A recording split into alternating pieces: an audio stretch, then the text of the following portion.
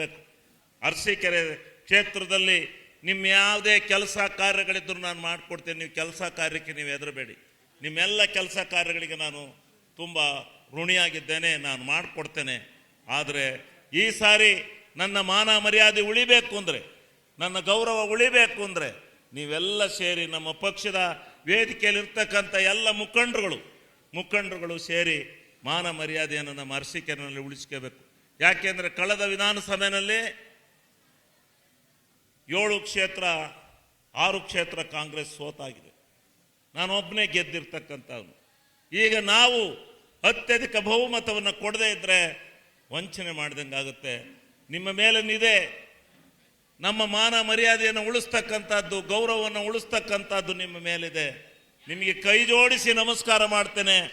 ಈ ಸಾರಿ ಅತ್ಯಧಿಕ ಬಹುಮತವನ್ನು ಶ್ರೇಯಸ್ ಪಟೇಲ್ರಿಗೆ ಕೊಡುವುದರ ಮೂಲಕ ನಾನು ಇನ್ನೂ ಈ ರಾಜ್ಯದ ನಾಯಕರ ಎದುರಿನಲ್ಲಿ ನಾನು ಹೋಗಿ ಕತ್ತೆತ್ತಿ ನಿಂತು ಎಲ್ಲವನ್ನ ಕೇಳ್ತಕ್ಕಂಥ ಕೆಲಸವನ್ನ ಮಾಡಿಸ್ಕೊಡ್ತಕ್ಕಂಥ.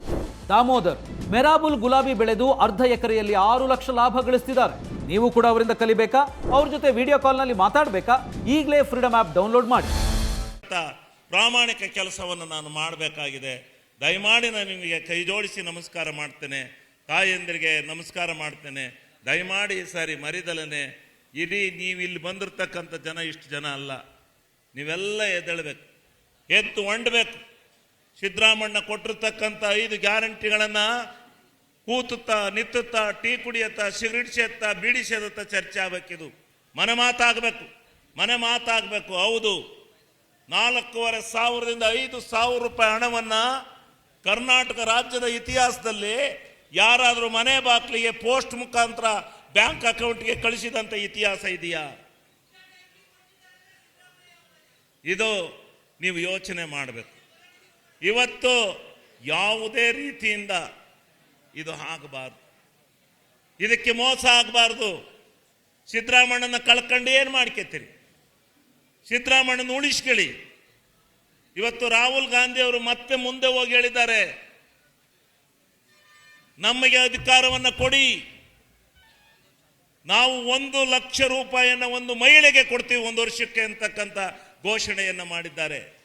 ನೀವು ಅರ್ಥ ಮಾಡ್ಕೋಬೇಕು. ಇಡೀ ರೈತ ಸಮುದಾಯದ ಎಲ್ಲ ಸಾಲವನ್ನು ವಜಾ ಮಾಡ್ತೀವಿ ಅಂತಕ್ಕಂಥ ಮಾತನ್ನು ಹೇಳಿದ್ದಾರೆ.